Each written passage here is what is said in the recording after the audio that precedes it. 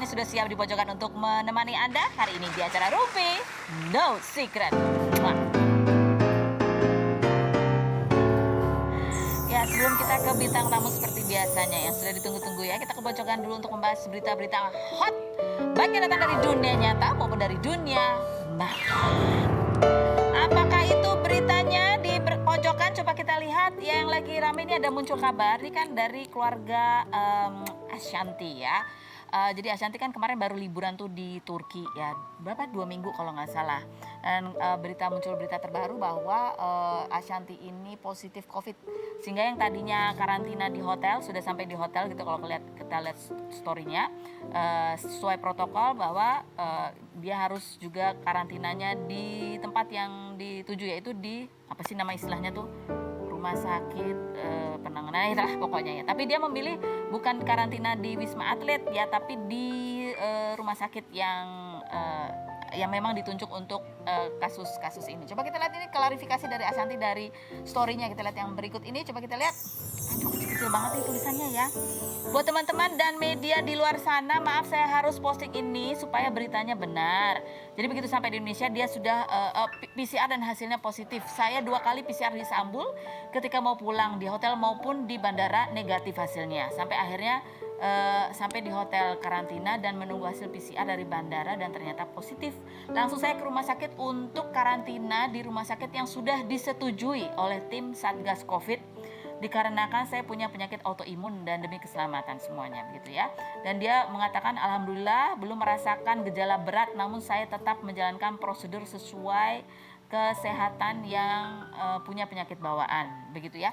Kalau baca di story-nya, kalau baca di berita begitu ya, dari hasil swab dari rombongan keluarga itu ada 13 gitu ya. Ada 6 yang dinyatakan positif COVID. Ada beberapa artikel juga yang menyebut ini adalah bukan COVID tapi yang varian yang terbaru gitu ya. Nanti kita akan tanya langsung kepada direktur, apa tulisannya? Coba tulisannya. Belum bisa dihubungin. Kita mencoba untuk menghubungi langsung Direktur Pencegahan dan Pengendalian Penyakit Menular yaitu Ibu Siti Nadia Tarmizi gitu, untuk mengetahui lebih detail benar nggak beritanya, karena masih ada simpang siur begitu ya. Ada lagi ini Ashanty juga sambil menjawab komentar dari netizen di story-nya. Oh, sudah terhubung dengan Ibu Siti Nadia Tarmizi, betul? Halo Ibu Nadia. Halo Bu Nadia. Audionya belum terdengar di sini di studio. Halo? Halo? Belum ada, audionya belum masuk ke studio. Saya belum dengar. Halo? Audio, nah oke. Halo Ibu Nadia. Halo. Halo Ibu Nadia, terima kasih sudah meluangkan waktu. Ibu Nadia bisa dengar suara saya, Bu Nadia? Halo. Halo? Ibu Nadia bisa dengar suara saya? Halo. Halo? Ya, Ibu Nadia belum mendengar suara saya, tapi saya sudah bisa dengar suara Ibu Nadia di studio. Ya, halo. Halo, Ibu Nadia, dengar suara saya, Bu? Dengar, aman. Makanya Oh, tadi aman, bingung kok baik. dibilang putus. Oke, baik Bu Nadia, kita mau konfirmasi ini betul kan, ini kan karena public figure banyak sorotannya ya dari keluarga Ashanty. Ini betul nggak sih bahwa memang dari hasil swab terakhir pada saat tiba di Indonesia dari 13 rombongan itu ada 6 yang positif COVID termasuk Ashanty, begitu betul?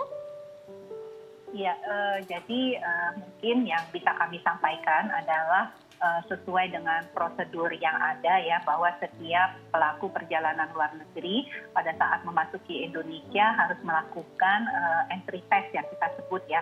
Jadi pemeriksaan PCR untuk memastikan seseorang itu positif atau tidak. Nah, memang dari pelaku perjalanan yang kemarin tiba dengan dari negara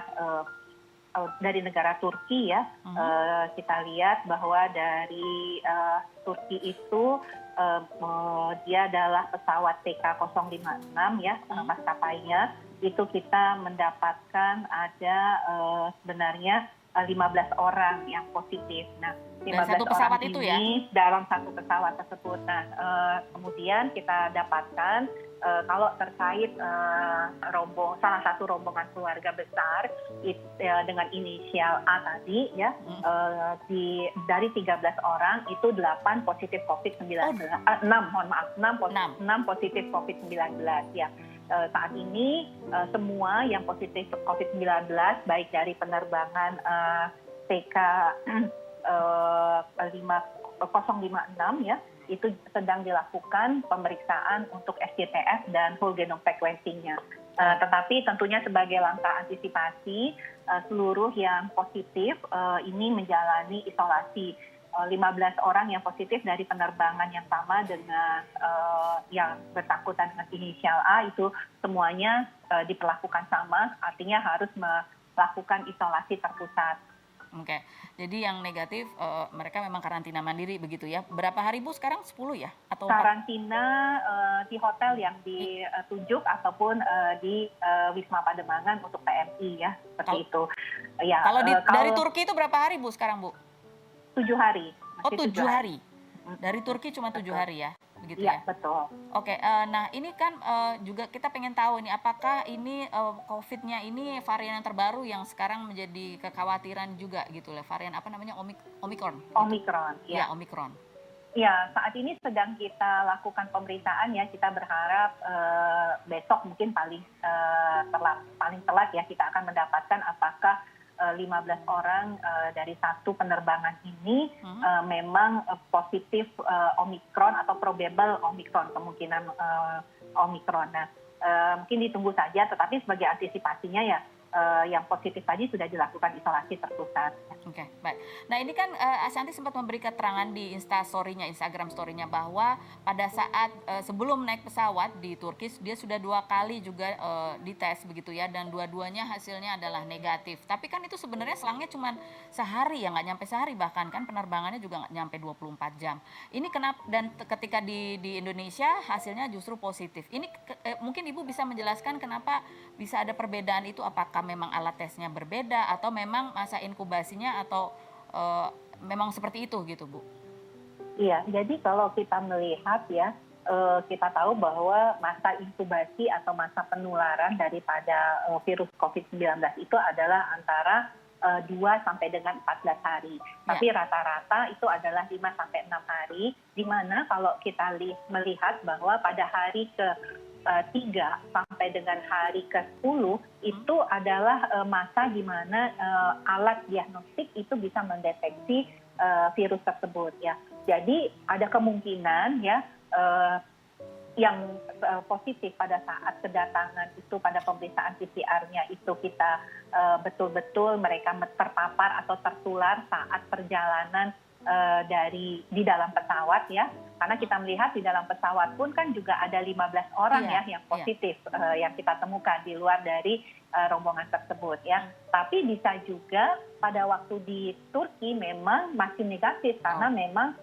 belum ada jumlah yang cukup virusnya itu untuk kemudian bisa dideteksi oleh alat diagnostik. Jadi kita tahu kan semua pemeriksaan laboratorium itu pada level tertentu itu baru bisa mendeteksi adanya virus. Kalau virusnya masih sangat sedikit sekali, dia belum bisa mendeteksi adanya virus tersebut. Makanya kemudian kita melakukan karantina juga Mbak, untuk memastikan bahwa 7 hari karantina itu kita sudah mendeteksi, memastikan betul-betul bahwa orang tersebut tidak membawa virus Omicron tadi. Nah ini untuk yang masih hasil tesnya negatif begitu ya, kan ini karantina 7 hari. Nah ini di hari keberapa lagi mereka akan melakukan tes lagi, mengingat bahwa memang ada dalam satu pesawat itu sudah ada 15 yang positif. Apakah berbeda dengan kalau memang satu pesawat itu negatif semua gitu? Kalau untuk negatif kita tahu aturannya hanyalah melakukan karantina selama 7 hari. Nanti pada hari ke-6 dilakukan pemeriksaan ulang.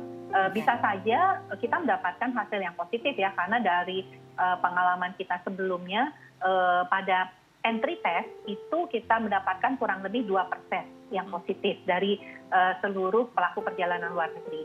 Nanti pada saat exit test kita masih menemukan juga kurang lebih itu adalah sekitar 10%-nya dari 2% tadi. Oke. Jadi masih memungkinkan karena tadi ya masa inkubasi daripada virus tadi, dan masa inkubasi itu sangat tergantung dengan sistem kekebalan tubuh kita. Jadi kalau sistem kekebalan tubuh kita yang mungkin responnya masih baik, maka terdeteksinya itu bisa belakangan seperti itu pada waktu akan melakukan exit test. Jadi ini masih belum tahu ya apakah ini Omicron atau virus yang... Ya, kita masih periksa untuk SGTF-nya dan pemeriksaan whole genome sequencing-nya. Baik Ibu Nadia, terima kasih banyak untuk waktu dan informasinya. Selamat Sama-sama. siang Ibu, terima kasih. Selamat bertugas. Sama-sama, sehat selalu. Sama-sama Bu. Baik, itu ya informasinya, langsung kita tanya sama yang berwenang gitu supaya informasinya tidak kemana-mana begitu ya. Kita langsung menuju ke bintang tamu kita. Sudah kita tunggu kedatangannya Ibu Dewi dan Pak Faisal, Pak Haji Faisal. Kita lihat dulu profil mereka berikut ini. Faisal, ayah mendiang Bibi Andriansyah berusia 52 tahun ini, hubungannya dengan Dodi Sudrajat, ayah mendiang Vanessa Angel, semakin memanas. Bermula dari Dodi yang awalnya menyetujui hak perwalian Gala Sky Andriansyah jatuh ke tangan Faisal, namun beberapa hari kemudian berubah pikiran. Kemarin, pihak Komnas Perlindungan Anak mengunjungi Gala karena mendapat laporan dari Dodi mengenai dugaan eksploitasi anak. Selain itu, pihak Dodi juga berencana melaporkan Fuji, adik bungsu Bibi, atas dugaan pencemaran nama baik karena beredar video Gala lari ketakutan setelah Fuji menyebut Dodot. Bertepatan dengan ulang tahun Vanessa 21 Desember kemarin, rumah untuk Gala terbeli dari uang donasi yang mencapai sekitar 2,7 miliar. Sementara Medina Zain, sahabat Vanessa, juga sempat berencana membelikan rumah untuk Gala, namun Faisal mengaku belum dihubungi oleh Medina. Benarkah polemik antara keluarga Faisal dan Dodi Sudrajat semakin memanas karena banyak yang ikut campur? Dan bagaimana tanggapan Dewi Zuhriati, ibunda Bibi, mengenai komentar negatif terhadap Fuji dan Fadli? Saksikan kisah selengkapnya hanya di Rumpi No Secret. Ya, kita sudah bersama dengan Pak Haji Faisal dan Ibu Dewi. Terima kasih sudah hadir. Kita mau tanya dulu kabarnya. Gimana kabarnya? Alhamdulillah baik. Kabar alhamdulillah baik. Alhamdulillah baik. Pasti masih sedih pasti ya. Tapi selain keduka kehilangan juga, ini kan ada banyak sekali sorotan berita diarahkan kepada keluarga gitu ya. Pada Pak Faisal, pada Bu Dewi, Pak Dodi juga gitu, dan anak-anak. Kalau Pak Faisal sendiri merasa gimana dengan sorotan pemberitaan di luar sana, dan mungkin juga ada hal juga yang harus dibereskan secara hukum. Ya, kalau tanggapan saya sih menghadapi persoalan yang terjadi sekarang, ya tentu membuat saya stres juga lah ya, pusing juga lah ya.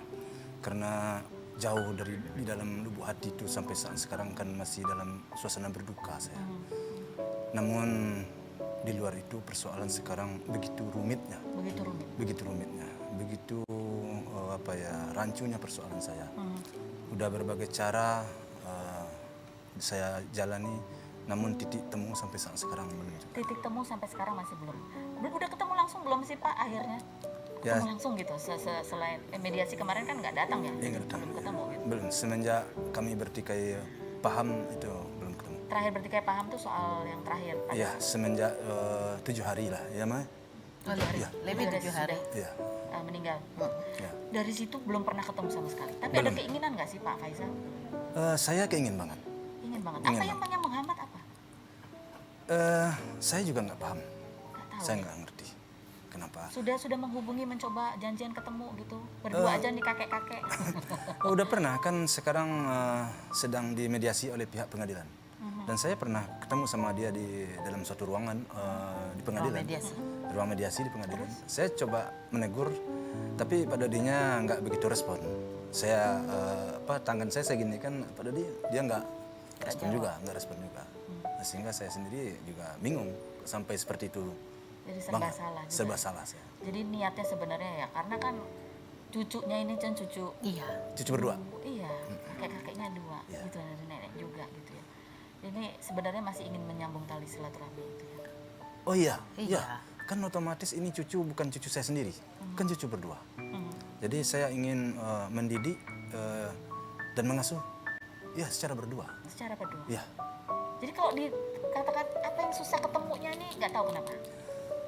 Itulah saya bingungnya sampai saat sekarang. Bingung saya. Mau ngomong apa saya sekarang kan gitu ya, bingung.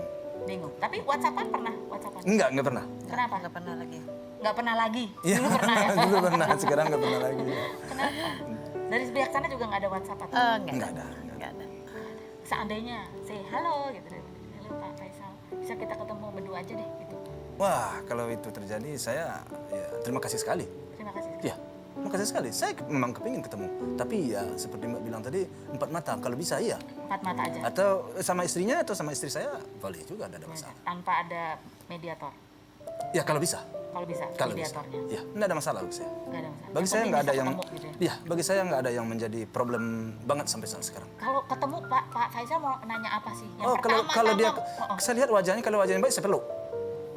Saya peluk. Saya waktu mediasi ketemu di ruang itu, andai kata dia respon, saya peluk. Ada apa Pak Dodi? Kenapa kita harus seperti ini? Cucu kita berdua ini. Gimana letak permasalahan? Kan bisa kita selesaikan. Nggak ada yang nggak bisa kita selesaikan. Cuman terlalu jauh, akhirnya kan semuanya jadi serba salah kan. Hati kita jadi sedih. Iya. Ya pasti. Tapi bagi saya udahlah semuanya itu. Sekarang kita berangkulan lah. Kalau saya mau saya begitu. Kalau Bu Dewi sendiri merasakan semakin berbelit, apalagi kalau baca berita, baca komentar netizen. Iya. Gitu. Apa yang Ya dirasakan? kita kan sedih aja ya. Jangan nanti sampai cucu kita ini kan dewasa, dia lihat jejak digital gimana kakek neneknya nanti gimana, kan kita nggak mau itu terjadi sebenarnya. Kita pengen selesai ini polemik ini lagi, tapi kayaknya susah banget. Susah banget, padahal Iya. keinginan ada, Iya. niatnya ada. Oke. Yang terakhir kita mau bahas satu-satu mengenai masalah kasus ya. Ini kemarin yang ada juga somasi gitu, somasi dari Pak Dodi gitu ya, kepada inisialnya F gitu. Kita duga itu adalah Puji. Ini statement pengacara, coba kita lihat dulu. Dan ini sempat juga terlontar ada kesedihan ataupun keberatan dari Pak Dodi. Dia merasa ada satu konten yang membuat marwahnya sebagai seorang kakek itu kemudian direndahkan gitu di hadapan cucunya gitu ya. Ada videonya mungkin yang seperti ini. Ini tapi sebenarnya ya kita lihat aja lah.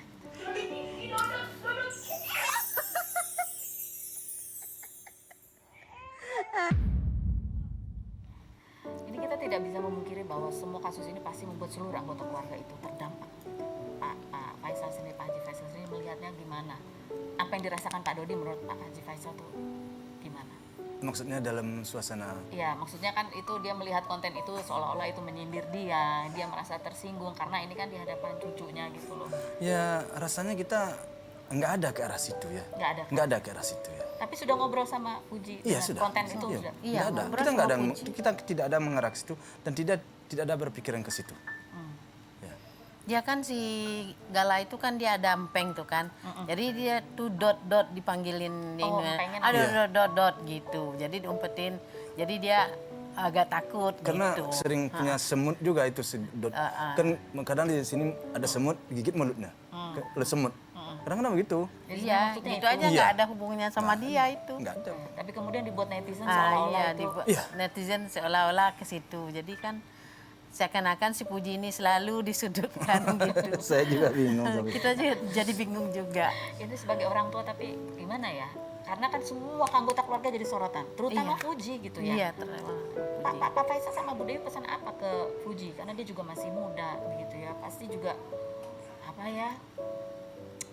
Ya banyaklah hal-hal yang kemudian menjadi sorotan, tentu buat stres juga buat Puji. Ya, kita sih nasihatinnya sama anak, jangan bikin itu aja. Jangan apa namanya, kalau tingkah laku yang baik-baik aja. Iya, Nggak iya. usah lah. Pokoknya anak itu setiap dia podcast segala macam kan nggak ada dia nyudut-nyudutkan seseorang kan. Iya, nggak ada. Dia hanya apa adanya aja gitu. Ya anaknya kan masih kecil itu baru. Masih muda banget. Dia nggak ikut Masih muda campur. banget. Dalam soal ini dia Nggak ada dia ikut campur segala macam. Nah ini ada satu lagi juga masalah kita lihat postingan terakhir kan datang ya Pak Aris, Pak Merdeka Sirait datang dari datang kemarin. Komnas Anak ya. Seperti apa sih suasananya pada saat pertemuan kemarin ini ada postingannya ya. Dan Pak Aris dan ini ada juga timnya juga melihat bahwa sebenarnya cucunya juga happy gitu ya, Iya. dikelilingi oleh keluarga. Iya. Kita akan kembali lagi setelah berikutnya.